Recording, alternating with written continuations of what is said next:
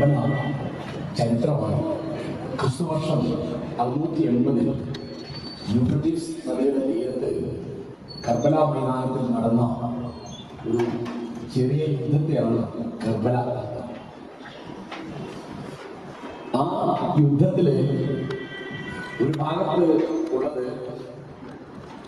അന്നത്തെ അമവി ഖലീഫ യസീദ്, പ്രത്യേകിച്ച് ദമാസ്കസിൽ അദ്ദേഹത്തിന്റെ ഗവർണറായിരുന്ന ഇബ്നു സിയാദ്, മറുവശത്ത് മുഹമ്മദ് നബിയുടെ പുത്രി ഫാത്തിമയുടെ രണ്ടാമത്തെ മകൻ ഹുസൈൻ. അദ്ദേഹത്തിന്റെ കൂടെ ആ സമയത്ത് ഉണ്ടായിരുന്നത് 72 പേരാണ് എന്നാണ് ചരിത്രം. പ്രധാനമായും അവർ ചെയ്തത് ഈ സൈന്യബലം ഉപയോഗിച്ച് ഇവർക്ക് വെള്ളം നിഷേധിക്കുക, അങ്ങനെ ഉപരോധിക്കാൻ ചെയ്തത്. അതിന്റെ അവസാനത്തിലാണ് ഇമാം ഹുസൈൻ കൊല്ലപ്പെട്ടത്. അദ്ദേഹത്തിന്റെ തല മുറിച്ചെടുത്ത് കുന്തത്തിന്മേൽ കുത്തി മാറ്റി ജനങ്ങൾക്ക് ഒരു താക്കീത്. അതായത് ഭരണാധികാരിയെ ചോദ്യം ചെയ്യുന്ന ആർക്കും ഉള്ള പാഠം ഇതാണ്.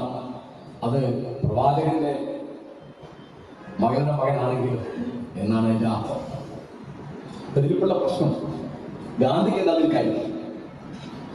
ഇതൊരു ആഭ്യന്തര യുദ്ധമാണ്, മുസ്ലിങ്ങളുടെ ഇടയിലുള്ള കലഹമാണ്, അതിന്റെ ചരിത്രമാണ്. അപ്പൊ ഈ കലഹത്തിൽ, പ്രത്യേകിച്ച് യുദ്ധത്തിന്റെ കാര്യത്തിൽ, ഗാന്ധിയെ പറ്റി കമ്മ്യൂണിസ്റ്റുകാർ എത്രയോ കാലം പറഞ്ഞുകൊണ്ടിരുന്നതും ഇപ്പൊ പറയുന്നതും അദ്ദേഹത്തിന് ചരിത്രബോധമില്ലാതെ. ഗാന്ധി ചോദിക്കുന്നുണ്ട്, നിങ്ങളുടെ ചരിത്രമൊക്കെ യുദ്ധത്തിന്റെ ചരിത്രമല്ലേ?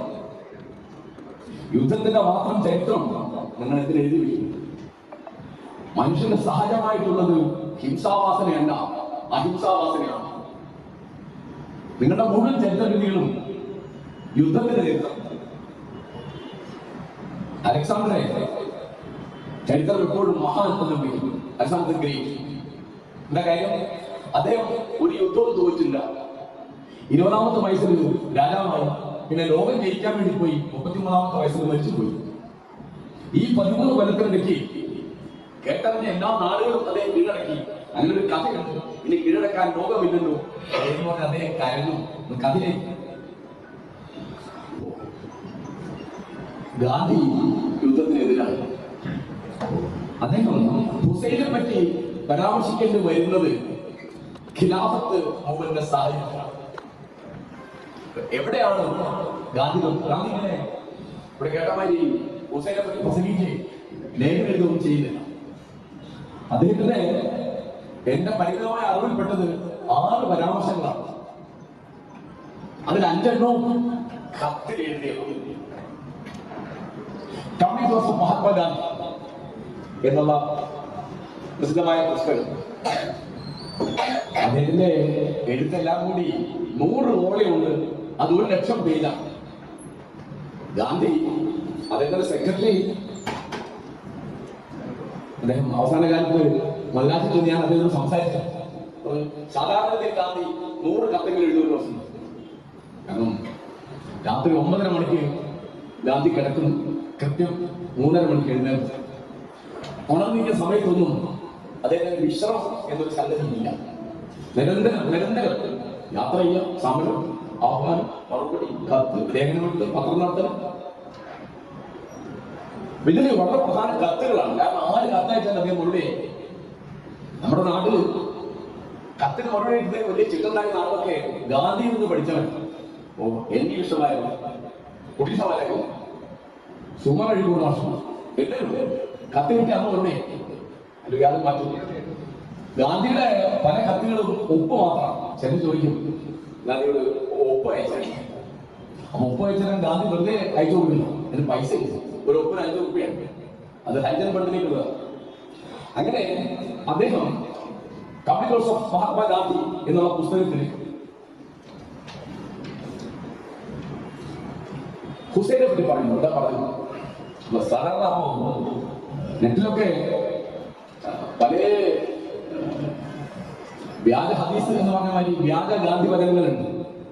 അതിപ്പോ ഒരു സ്ഥലത്ത് ഞാൻ കണ്ടത്, ഹുസൈന്റെ കൂടെ ഉണ്ടായിരുന്ന 72 പടയാളികളുടെ പോലെ ഒരു പടം ഉണ്ടായിരുന്നെങ്കിൽ 24 മണിക്കൂർ കൊണ്ട് ഞാൻ ഇന്ത്യക്ക് സ്വന്തം നേടുമായിരുന്നു എന്ന് ഗാന്ധി പറഞ്ഞു. ഗാന്ധി ഇങ്ങനെ പറഞ്ഞില്ല, ഇങ്ങനെ പറഞ്ഞിട്ടില്ല. സംഗതി ഞങ്ങൾക്ക് കേട്ട പേറ്ററോ എനിക്ക് അറിയില്ല. മുഹമ്മദ് നബി പറയുന്ന മിക്ക കാര്യങ്ങളും അദ്ദേഹം ആലോചിച്ചിട്ടാണ് കാര്യങ്ങളാണ്. അങ്ങനെയാണല്ലേ? ഞാൻ ചെറിയൊരു ഉദാഹരണം ചോദിക്കാം. നിങ്ങൾക്ക് അറിയുന്ന കാര്യമാണ്, ലോകത്തിലെ സ്വർഗത്തിലെ വല്ല പഴവും ഭൂമിയിലുണ്ടെങ്കിൽ അത്തിപ്പഴമാണ് കാലസമുണ്ടായി. അത്തിപ്പഴക്കച്ചവടക്കാൻ ഉണ്ടാക്കി അതിസം ഒപ്പൽ. സ്വർഗത്തിലെ ആപ്പിൾ ഉണ്ടെങ്കിൽ ഭൂമിയിലുണ്ടാകുന്ന ദൈവത്തിനുള്ള ബുദ്ധിമുട്ടുണ്ട്. അല്ലോ ഇങ്ങനെ ഇത് മുഴുവൻ ഈ ചരിത്രം പഠിക്കുമ്പോൾ ഞാൻ 5ാം ക്ലാസ് നീച്ച് ഒരിക്കൽ തല്ലുകൊണ്ട് എന്തിനാണ് ഞാനിപ്പോ പറയുള്ളൂ. അപ്പം കാര്യം ചരിത്രം പഠിക്കും. അപ്പൊ അതിൽ പറഞ്ഞത്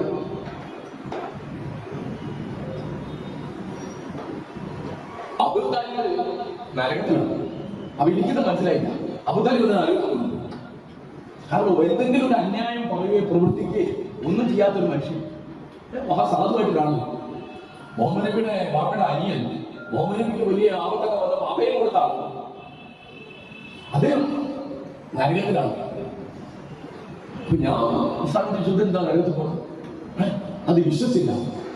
അപ്പോഴെനിക്ക് മനസ്സിലായി, നിങ്ങൾ നന്മ ചെയ്തോ തിന്നയോ എന്നുള്ള കാര്യമല്ല, നിങ്ങൾ വിശ്വസിച്ചേക്കോ. അന്നെനിക്കത് മനസ്സിലായി. പിന്നെ കുറച്ച് കഴിഞ്ഞിട്ട് മുതിർന്നപ്പോൾ ഞാൻ കിതാബ് ഓതുന്ന സമയത്താണ് ഞാൻ കുറച്ച് ഓതിയിട്ടുണ്ട്. ഒരുപാട് ഓതി തെറ്റിദ്ധരിക്കുന്നുണ്ട് പറ്റും. അവിടെ എനിക്ക് മനസ്സിലായത് ഇത് അലിയുടെ മാപ്പ അവൻ നരകത്തിലാണ്. അതിനുണ്ടാക്കുന്ന ചരിത്രമാണ്, മുഅവി ഉണ്ടാക്കുന്ന ചരിത്രമാണ്. കാരണം മുഅവിയുടെ മാപ്പ സ്വന്തത്തിലാണ് അബൂ സുഫിയാൻ. അബൂ സുഫിയാൻ ആരാണ്? ബദറിന്റെ കാലത്ത്, ഉഹുദിന്റെ കാലത്ത്, എല്ലാ കാലത്തും മുശ്രിക്കായിരിക്കുന്ന ആള്. മക്കം ഫത്ഹിന്റെ കാലത്ത് കോൺഗ്രസ് ആയി ചേർന്ന് ഇന്ദിരാഗാന്ധി തിരിച്ചു വന്നല്ല കോൺഗ്രസ് ആയി. അതേപോലെ കോൺഗ്രസ് ആയി പാർട്ടിയാണ്. അവിടുത്തെ മുസ്ലിങ്ങള് 2-3 വിഭാഗമായി. ഒന്ന് ഹിജറ പോയി, മുഹാജിർ പോയി. 2 അവരെ സഹായിച്ച അൻസാറുകൾ. ഇതെല്ലാം കഴിഞ്ഞ് നബി അവസാനം വന്നിട്ട് മക്ക കീഴടക്കും. മക്ക ഫത്ഹിന് പോകും, മക്ക വിജയ്. അത് കഴിഞ്ഞ് കുറെ ആൾ പോകും. അപ്പൊ അത് നബി വിളിച്ചോടെ കൊണ്ടൊരു കാര്യം, കഅബയിലോ അബൂ സുഫിയാന്റെ വീട്ടിലോ പ്രവേശിച്ചവർക്ക് അഭയം. അതൊരു രാഷ്ട്രീയ നന്മയാണെന്ന് എനിക്കുണ്ട്. അങ്ങനെ അബൂ സുഫിയാനെ വിശ്വസിക്കില്ല. അങ്ങനെ അബൂ സുഫിയാന്റെ മകനാണ് മുഅവിയ. ആ മുഅവിയുടെ മകനാണ് യസീദ്. കേട്ടോ, ചരിത്രം നിങ്ങൾ എങ്ങനെ മനസ്സിലാക്കുന്നത് ആലോചിക്കേണ്ട ഒരു കാര്യം. ചരിത്രത്തിലെ എല്ലാ കാര്യവും എപ്പോഴും. അപ്പോ ഗാന്ധിയിലേക്ക് വന്നാലേ നമ്മള് ഗാന്ധി എന്താണ് തോന്നുന്നത്? അപ്പൊ ഗാന്ധി ഒരിക്കലും ഇങ്ങനെ ഒരു സൈന്യത്തെ കിട്ടിയാൽ ഞാൻ ഇന്ത്യക്ക് സ്വന്തം നേടിത്തരാം അത് ഗാന്ധി പറയേണ്ട ആവശ്യം ആലോചിച്ചാണ്. കാരണം സൈന്യം എന്താണെന്ന് അറിയാനാണല്ലേ ഗാന്ധി. സൗത്ത് ആഫ്രിക്കയിൽ അദ്ദേഹം സുരു കലാപ കാലത്തൊക്കെ സൈന്യത്തിന്റെ കൂടി നഴ്സായിട്ട് ജോലി ചെയ്ത ആളാണ്. അദ്ദേഹം പറഞ്ഞത്, അത് എഴുതിയത് ഹുസൈൻ ഒരു മാതൃകയുണ്ട്. എന്താ മാതൃക? അതായത് തോൽക്കും എന്നുറപ്പുള്ളപ്പോൾ തന്റെ ജീവനോ സ്വത്തോ കുടുംബമോ അല്ല പ്രധാനം, തന്റെ ചില നിലപാടുകളാണ് എന്ന് ഉറപ്പിച്ച് ഏത് സാഹചര്യത്തിലും നിൽക്കുന്ന ധാർമ്മിക ബലത്തെ പറ്റിയാണ് ഗാന്ധി സംസാരിക്കുന്നത്. അങ്ങനെ മരിച്ചു പോകും എന്നത് ഗാന്ധിയുടെ വിഷയമാണ്. ഞാൻ വേറെ ഉദാഹരണം, ബുദ്ധൻ ഗാന്ധിക്ക് വളരെ പ്രിയപ്പെട്ട ഒരാളാണ്. അംബേദ്കർക്കും ഏറ്റവും ബഹുമാനമുള്ള ആള് ബുദ്ധനാണ്. അംബേദ്കർ ഗാന്ധിയായിട്ടാകാനുള്ള വ്യത്യാസം വളരെ ലളിതമാണ്.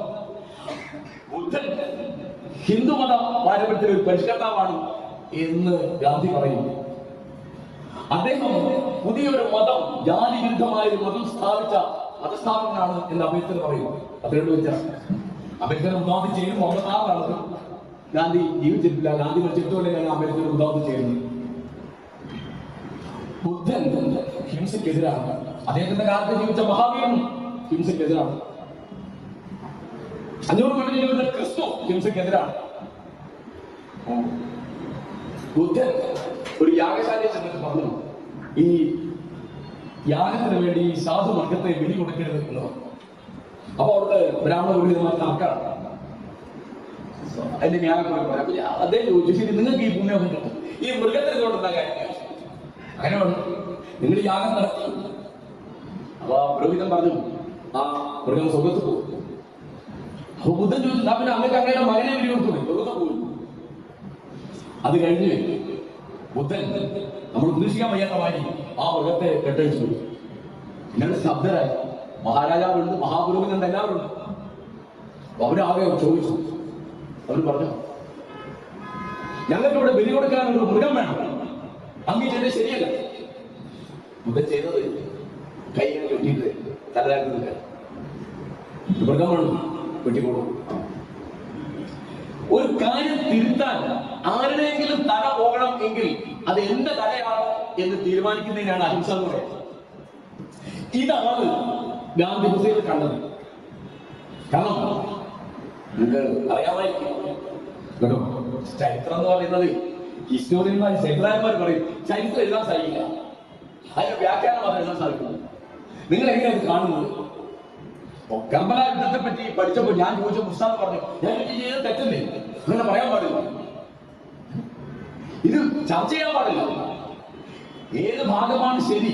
സിഫീൻ യുദ്ധത്തിൽ ഏത് ഭാഗമാണ്? സിഫീൻ എന്ന് പറഞ്ഞത് അലിയുടെ സൈന്യവും വാഴയുടെ സൈന്യവും തമ്മിലുള്ള യുദ്ധം. ഇവിടെ എന്താ പ്രശ്നം? പ്രശ്നം വളരെ ലളിതമാണ്. അലി നാലാമത്, ഒരുപാട് ചരിത്രം പറയാനുള്ള കേരളം, അലി നാലാമത്തെ ഖലീഫയാവുന്നത് ഷിയാക്കൾ പറഞ്ഞതനുസരിച്ച് അദ്ദേഹം ഒന്നാമത്തെ ഖലീഫയാകും. കാരണം സുന്നി പാരമ്പര്യത്തിൽ മുഹമ്മദ് നബി ഒരു പിൻഗാമിയെ നിയമിച്ചിട്ടില്ല. വലിയ താമസം ഞാൻ ജമാഅത്തിനോട് ചോദിക്കുന്ന ചോദ്യം, മതത്തിൽ ഈ ഭരണമാണ് പ്രശ്നമെങ്കിൽ ഖുർആനിലോ ഹദീസിലോ ഭരണാധികാരി എങ്ങനെ നിയമിക്കാനില്ല, എങ്ങനെ ഒഴിവാക്കാനില്ല, അത് മാത്രം കിട്ടൂ. എന്ത് കഷ്ടം. ഞാൻ ഹദീസിലൊക്കെ പഠിച്ചിട്ടുണ്ട്, ഇടത്തോട്ട് ചരിഞ്ഞിരുന്നാണ് മൂത്രമൊഴിക്കുന്നത്, നിന്ന് മൂത്രമൊഴിക്കാൻ പാടില്ല, വലത്തോട്ട് ചരിഞ്ഞാണ് കിടത്തുറങ്ങുന്നത്. ഞാൻ അങ്ങനെ കുറയുന്ന ആളാണ്. കാരണം സുന്നത്തുകൾ നമ്മൾ ഇവിടെ കളയുന്നില്ല, വലത്തോട്ട് തിരിഞ്ഞിരുന്ന ബുദ്ധിമുട്ട്. ഇത്ര ചെറിയ കാര്യങ്ങൾ വരുമ്പോ നബി കുളിക്കുമ്പോൾ എങ്ങനെയാണ്? മറ്റേ ഭാഗത്താണ് ആദ്യം വെള്ളം ഒഴിക്കും. ഞാൻ എങ്ങനെ കുടിച്ചിട്ടുണ്ട്? മറ്റേ ഭാഗത്താണ് സുന്നത്തുകൾ കളയുന്നു, കൂടിയിട്ടുണ്ട്.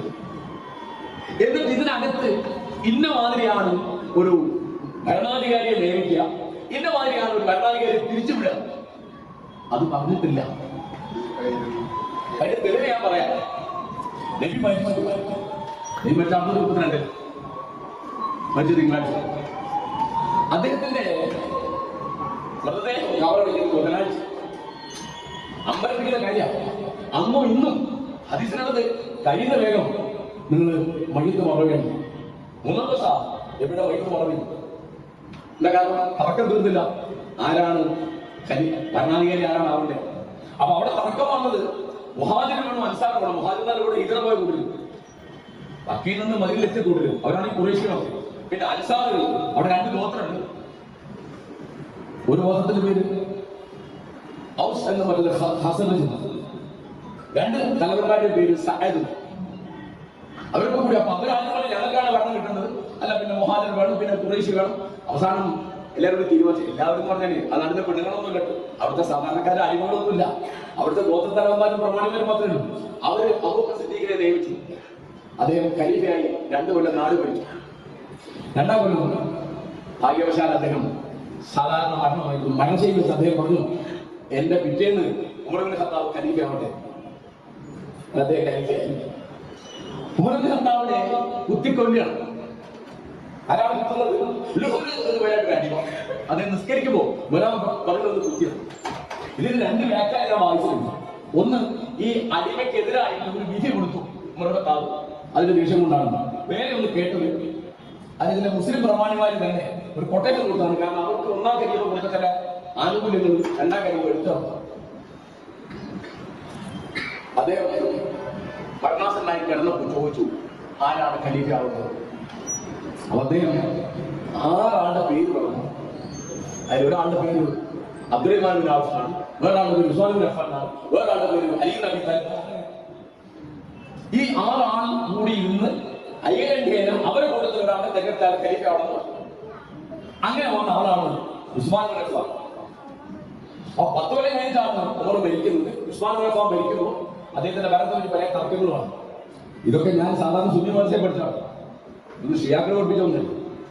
ഞാൻ പഠിച്ച സംസ്ഥയുടെ 5ാം ക്ലാസ്സിലെ പരീക്ഷയിലായിരുന്നു ഉദ്ദേശത്തെ കുറിച്ച്. അപ്പൊ അദ്ദേഹത്തിന്റെ ഭരണത്തെ പറ്റി പല അഭിപ്രായ വ്യത്യാസങ്ങളും തർക്കങ്ങളൊക്കെ ഉണ്ടായിരുന്നു. അതിൽ ഒരു പേര് നമ്മൾ ഓർത്തിരിക്കേണ്ടതാണ്. അദ്ദേഹത്തിന്റെ പേര് അബൂദർ. അബൂദർ, ഞാൻ ആദ്യം പറയാറില്ല. അബൂദർ റിഫായി ആരാണ്? അവിടുത്തെ ഏറ്റവും വലിയ പ്രഭാഷകൻ, മഹാദരിദ്രനാണ്, സത്യം മാത്രം പറയുന്നുണ്ട്. ഞാൻ എപ്പോഴും ഓർക്കുക, വേറെ ക്രിസ്തുവിന്റെ കാലത്ത് ഒരുത്തനുണ്ട്, അവന്റെ ഒരു സ്നാപക യോഹന്നാണ്, ജോൺ ദ ബാപ്റ്റിസ്റ്റ്. ജോണും അബൂദറുമായിട്ട് ഭയങ്കര സാമ്യം. ഒരാളെയും പേടിക്കാത്ത തുസാത്തനാണ് അബൂദർ റിഫായി. അപ്പോ അബൂദർ അന്ന് ദിൽഷിക്കിൽ ഡമാസ്കസിലെ ഗവർണറാണ് മഅവിയ. അപ്പൊ മഅവിയ അവിടെ വളരെ വലിയൊരു കൊട്ടാരം, പേര്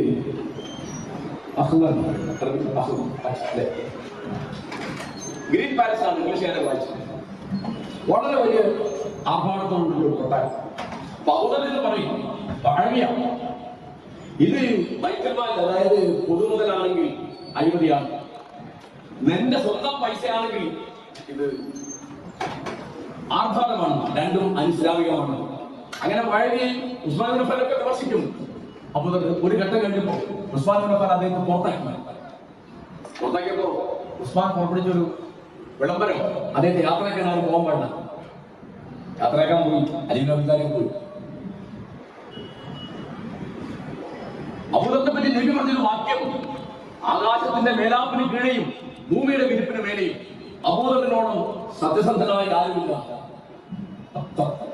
എന്ത് പറയാനും എന്ത് ചോദിക്കാനും അത് നേരെ ചെന്ന് ഏത് പ്രമാണിയോടും ഏത് പണക്കാരനോട് ഏത് ഗവർണറോട് ഏത് നബിയോടും ചോദിക്കും. മുസ്ലിം റിവായത്തുകൾ റിപ്പോർട്ട് ചെയ്യാൻ ആലോചിക്കാൻ ഒരു ഹദീസ് അബൂദറിനെ ചോദിച്ചു, നബിയെ താങ്കൾ അല്ലാഹുവിനെ കണ്ടിട്ടുണ്ടോ? കാരണം അങ്ങനെ ഒരു കഥയുണ്ട്, മദാനിൽ പോയി അല്ലാഹുവിനെ കണ്ടു. അപ്പൊ അബൂദറിനോട് നബി പറഞ്ഞ മറുപടി, മഹത്തായ പ്രയാസം അതെങ്ങനെ കാണുന്നു? കണ്ടിട്ടില്ല നീ പറഞ്ഞത്, പക്ഷെ മുസ്ലിം കൊടുത്തേക്കുന്നത് നബി അല്ലാഹുവിനെ കണ്ട വിധം. നബി പറഞ്ഞത് മഹത്തായ പ്രയാസം അതെങ്ങനെ കാണുന്ന വലിയ തമാശ. ഈ എന്റെ ഓർമ്മ ശരിയാണെങ്കിൽ നബി മരിച്ച് 178 കൊല്ലം കഴിഞ്ഞ് ജനിച്ച ആളുടെ പേരാണ് ഇമാം ബുഖാരി. നബി മരിച്ചിട്ട് 178 കൊല്ലം കഴിഞ്ഞ് സമർക്കണ്ടില് റഷ്യയില് ബുഖാരി എന്ന് പറഞ്ഞ ഈ കാരശ്ശേരി എന്ന് പറഞ്ഞ മാതിരിയാ നാടിന്റെ പേരാ, ബുഖാറ എന്ന നാടിന്റെ പേര്. ബുഖാരിക്കാരന്റെ ഈ ബുഖാറ നാട്ടുകാരനാണ് ബുഖാരി എന്ന് പറഞ്ഞത്. അതായത് പേര് മുഹമ്മദ് എന്നാണ്, ഒരുപാട് പേരുണ്ട്. ഇവര് ഇസ്മായിൽ അപ്പോ അലി അബീ താലിബ് എങ്ങനെയാണ് ഖലീഫയായത്? ഉസ്മാൻ ഇബ്നു അഫ്ഫാനെ ജനങ്ങൾ പ്രതിരോധിച്ചു. അദ്ദേഹത്തിന്റെ വീട് ചുറ്റും അദ്ദേഹത്തിന് ആനോ വെള്ളം കിട്ടാതായി. ഒരു ഘട്ടം കഴിഞ്ഞപ്പോ അവര് വീടിനകത്ത് കയറി ചെന്ന് അദ്ദേഹത്തെ വെട്ടിക്കൊണ്ടു. ആ കേസിൽ ഒരു പ്രതിയുടെ പേര് കേട്ടാൽ നിങ്ങൾ ഞെട്ടും. ഒരു പ്രതിയുടെ പേര് മുഹമ്മദ് ബിൻ അബൂബക്കർ. അല്ലാതെ അബൂബക്കർ അലി കൊച്ച കുട്ടിയാ മുഹമ്മദ് അബൂബക്കർ. അപ്പോ അന്ന് ജനങ്ങൾ ആവശ്യപ്പെട്ടിട്ടാണ് അലി ഖലീഫയാവുന്നത്. കാരണം ഭയങ്കരമായ ആഭ്യന്തര സംഘർഷങ്ങൾ കാരണം ഈ ഖലീഫയെ വെട്ടിക്കൊണ്ടത്. എഴുതാറുകാരുടെ കാര്യം ഓർത്തിരിക്കല്ലോ. അലി ഖലീഫയാവുന്നു. ഡമാസ്കസിലെ ഗവർണറാണ് മുആവിയ. മുആവിയ എന്ന് പറയുന്നത് ഉസ്മാൻ ഇബ്നു അഫ്ഫാന്റെ അടുത്ത ബന്ധു. അപ്പം ഗവർണർമാരൊന്നും എന്ത് ചെയ്യണം? അനുസരണ പ്രതിജ്ഞ ചെയ്യണം, ബയ്യത്ത് ചെയ്യണം. ഇയാൾ ബയ്യത്ത് ചെയ്തില്ല. ബയ്യത്ത് ചെയ്യാതിരിക്കാൻ മുആവിയ പറഞ്ഞ കാരണം അലി ഉസ്മാന്റെ കൊലയാളികളോട് സമാധാനം ചോദിച്ചില്ല, അത് നീതി നടപ്പാക്കിയില്ല എന്ന് പറഞ്ഞാണ് പിണങ്ങുന്നത്. പിന്നെ 5 കൊല്ലം അവരുടെ യുദ്ധം. എനിക്കാണ് എന്റെ ഓർമ്മ ശരിയാണെങ്കിൽ സിഫീൻ യുദ്ധത്തിൽ 60,000 പേര് മരിച്ചു. എന്തൊരു വലിയ യുദ്ധം. അപ്പം ബദർ വലിയ യുദ്ധമാണ് ആൾക്കാർ വിചാരം. ബദർ യുദ്ധത്തിൽ ആകെ പിന്നെ ഭാഗത്തുണ്ടായിരുന്ന 6 യുദ്ധമാണ്. 11 മണിക്കൂറാണ് ആ യുദ്ധം ബദർ. അതിൽ 14 ആളാണ് മരിച്ചത്. നബിയുടെ ഭാഗത്തുള്ള 14 ആളാണ് മരിച്ചത്, മറ്റേ ഭാഗത്ത് 70 ആളും മരിച്ചു. അത്ര ഒരു ചെറിയ ഇപ്പൊ ഇവിടെ ഒരു 11 മണിക്കൂറുണ്ട്. പക്ഷെ സിഫീൻ യുദ്ധത്തിൽ 60,000 ആളുകൾ. കാരണം നബി മരിക്കുമ്പോൾ മക്കബത്തിന്റെ കാലത്ത് ഏതാണ്ട് അനുയായികൾ 1,00,000 ആയിരുന്നു. അത്ര വലിയ ജനസഞ്ചയം. അപ്പൊ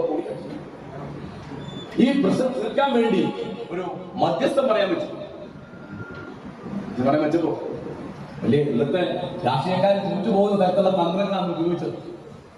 അപ്പോ അംർ ഇബ്നുൽ ആസ് എന്നൊരാള് മഴവിയുടെ ഭാഗത്തുണ്ട്, അബൂ മൂസ അശ്അരി എന്നൊരാൾ അലിയുടെ ഭാഗത്തുണ്ട്.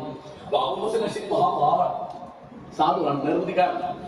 അദ്ദേഹത്തോട് അബ്ദുല്ലാസ് പറഞ്ഞു, ഇവർ തമ്മിലാണ് തർക്കം, ഇവർ രണ്ടാളും വേണം, നമുക്ക് വേറൊരു കൈവരുന്നത് എന്നാ പ്രശ്നമില്ലല്ലോ. അപ്പൊ അബൂ മൂസയ്ക്ക് അങ്ങനെ തോന്നിച്ചില്ല, അത് തീരുമാനിച്ച് സഭ കൂടി. അപ്പൊ അബ്ദുല്ലാസ് പറഞ്ഞു, ഞങ്ങൾ നിസാരൊക്കെ സംസാരിച്ചു, എന്നെക്കാൾ പ്രായമുള്ള ആളാണ് അബൂ മൂസ അശ്അരി, അദ്ദേഹം പണ്ഡിതനാണ്, അദ്ദേഹം ന്യായസ്ഥനാണ്, അദ്ദേഹം പറയും, തീരുമാനം പറയും. അപ്പൊ അബൂ മൂസ അശ്അരി പറഞ്ഞു, ഈ യാതൊരു തർക്കങ്ങൾ ഇങ്ങനെ ആയപ്പോ ഇനി ഭരണാധികാരത്തിലേക്കൊന്നും അതല്ല പ്രശ്നം, നമുക്ക് ഭരണാധികാരം അല്ല പ്രശ്നം, ആരധികാരിയാണെന്നുള്ള അല്ല പ്രശ്നം, നമുക്ക് ഈ പ്രശ്നം പറഞ്ഞ് തീർത്തേ പറ്റുള്ളൂ. അതുകൊണ്ട് എന്റെ കക്ഷി അലി ഇബ്നു അബീ താലിബിന്റെ അവകാശവാദം ഞാൻ പിൻവലിക്കുന്നു എന്ന് പറഞ്ഞു. അപ്പൊ അവരൊക്കെ തീരുമാനിച്ചങ്ങനെ. അപ്പൊ അബ്ദുല്ലാസ് എന്ത് ചെയ്യണം? മഴവിയുടെ അവകാശവാദം പിൻവലിക്കണം. അബ്ദുല്ലാസ് ചെയ്തിട്ട് പറഞ്ഞു, സമുദായത്തിന് നേതൃത്വം ഞാൻ പറ്റില്ല, അതുകൊണ്ട് മഴവിയ തുടരട്ടെ എന്നാണ് എന്റെ അഭിപ്രായം. വൻ ചതിയാണ് കാണിച്ചത്, ഭയങ്കര രാഷ്ട്രീയം. ശരിക്ക് തിരിയൂല, സാധു മനുഷ്യൻ. അങ്ങനെ കൂടെ ഇത് കഴിഞ്ഞു. ഇത് കഴിഞ്ഞ പിന്നെ എന്താണ്, പിന്നെ ആരാണുള്ളത്? അലിയുടെ മൂത്ത മകൻ ഹസൻ ഉണ്ട്.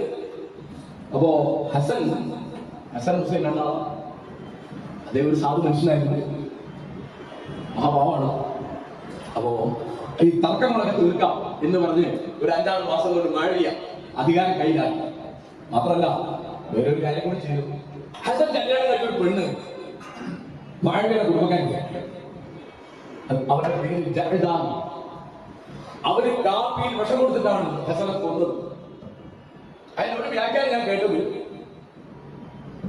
യസീദ് അവിടെ കെട്ടിക്കോളാം എന്ന് പറഞ്ഞിരുന്നു. യസീദ് മഴവിയുടെ മകൻ. അതുകൊണ്ട് പിന്നെ ഹുസൈനാണ്. ഹുസൈന് ഭരണത്തിലൊന്നും ഒരു മോഹം ഉണ്ടായിരുന്നില്ല. അദ്ദേഹം അവിടുന്ന് മദീനയിൽ വന്നു, മദീനയിൽ നിന്ന് മക്കയിൽ നിന്ന് ധാരാളം കത്ത് വരാണ് കുഫയിൽ. ഈ കത്ത് വന്നിട്ട് അവിടുത്തെ അത്തരം അധാർമികമായ ഭരണം കേട്ടോ, യാതൊരു തരത്തിലുള്ള സത്യസന്ധതയും ഇല്ലാത്ത ഒരുത്തിന്റെ പേരാണ് മുഅവിയ. നിങ്ങൾക്ക് നിർവാഹത്തിന്റെ ചെല്ലാം അതിനുള്ള സൗകര്യം ചരിത്രം വായിച്ചൊക്കെ അറിയാം. യാതൊരു തരത്തിലുള്ള ധാർമ്മികത ഇല്ലാത്ത ഒരുത്തിന്റെ പേരാണ് യസീദ്.